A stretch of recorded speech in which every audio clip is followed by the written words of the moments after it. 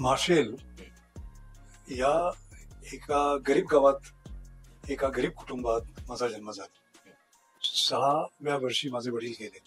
वडील फार लवकर गेले आपले, तर म्हणजे आईवर संघर्षाची वेळ आली असेल, तर मग इतिहास काय आहे कुटुंबाचा, म्हणजे एकंदर तुमच्या?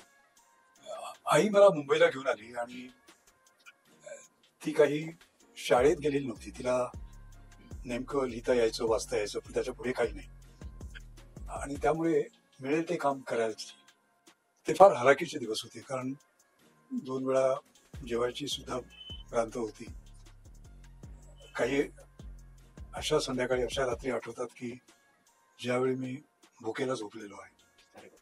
अनवाणी पायाने मी 12 वर्षाचा असेपर्यंत चालत होतो. महानगरपालिकेच्या शाळेत शिकलो, मराठीत शिकलो, आणि खास मला प्रेक्षकांना सांगावं असं वाटतं की त्यामुळे काही बिघडलं नाही. की गणितात मला नेहमी 100त 100 मिळायचे, कधी कधी 97 मिळायचे. मी आपला आनंदी असायचो, पण ती मला तिथे बसवायची आणि मला विचारायची, हे 3 मार्क तुझे कुठे गेले? बालपणाचे काही किस्से सांगता येतील का?